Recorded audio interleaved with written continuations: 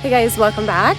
I'm Laurie and I live in Garden Zone 7B in northern Utah. I kind of forget to keep starting with that, but I'm here in my front yard. My husband is using the edger, so it's a little bit loud, but he's moving towards the back now. So I've already kind of jumped in and got it started on this area, but let me show you what I'm doing here today. I'm already a little out of breath because I've been doing a lot of stuff.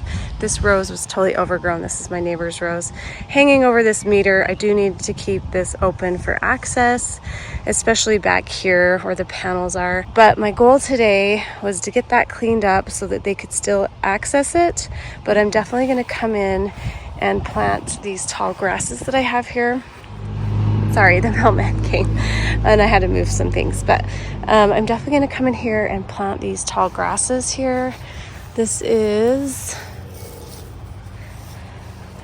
reed grass, and I think it's going to be the perfect height. It grows to about 6 feet and 30 inches wide, 36 inches wide. And so I think that will be the perfect fit here. Like I said, I am going to keep this open on this side, and that side I don't care too much about. So I'll plant one here, and then I'll plant another one right here. I'm going to move this Veronica in the corner here so the daylilies can still be there. And then another exciting thing I'm going to plant is this Oliva Austin Rose. I'm so excited about it. Let me get it in the shade so you can see it a little bit. I've been wanting this rose for a while. I kind of thought I had ordered it on the David Austin website as a bare root rose, but I didn't. I had only ordered 4. So when I heard that a local nursery was going to have it, I went down there to get it, and I'll show you a picture. The line was huge. It's like Black Friday when the David Austin roses come out. And it's like a run when they open the gates kind of a deal.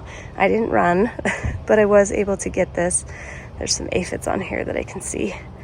I'll just spray it off with the hose. The aphids this year are just crazy. It's getting ready to bloom, so I definitely wanted to get it in the ground. I've been hardening it off for a couple days, and it's ready now, and I'm just so excited. I got this at J&J, and they always do such a great job. They said they get their roses as bare root, and then they plant them in the greenhouse, and they just come to this.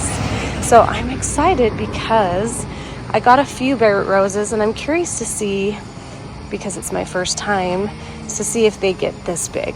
I don't know. Every time I've gotten one from J&J, it's been this big and glorious for its first year, and it's just awesome. So I'm going to get that in the ground here. Here I had a crepe myrtle plant that was kind of reddish that I was really excited about, and it just didn't make it. So I'm going to put the rose here. I think it'll be a perfect spot. As you can see, I need to move some of this weed cloth out. I've already moved some weed cloth out in the corner. I have a love-hate relationship with it. They put it all in our yard when they landscaped it, which was nice. It holds back the weeds. But in some areas, I feel like I'm always fighting it, and grass had grown all through it. So I just cut that off. But I'm going to put a plant there anyways. Got a few things to do, and I'm excited to get this area looking a little better. I'm hoping that this laurel will kind of rejuvenate this year, and maybe a little bit of extra shade from this rose will help it, because the sun kind of comes from this direction. So let's get going.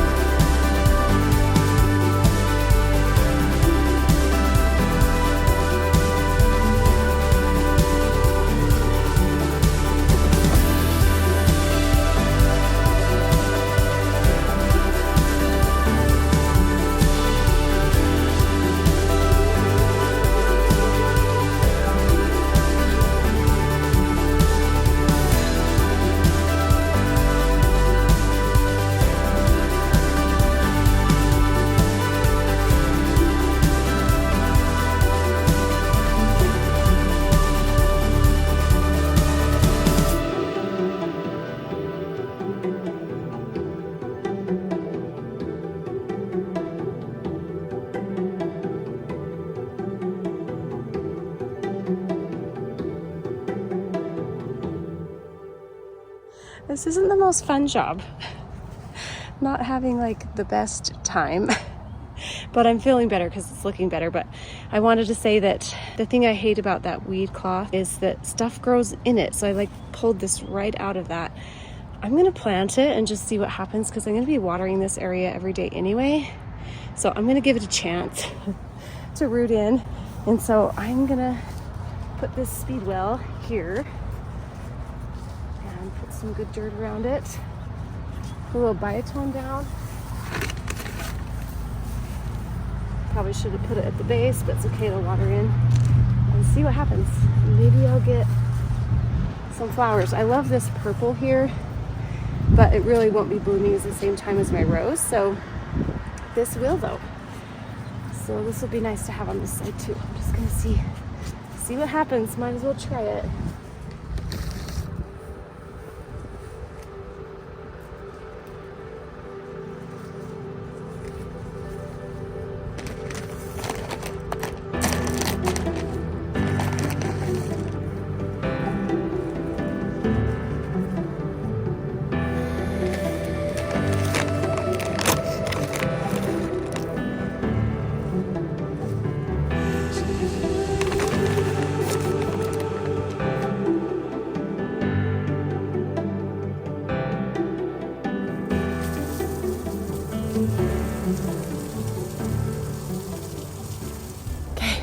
That done.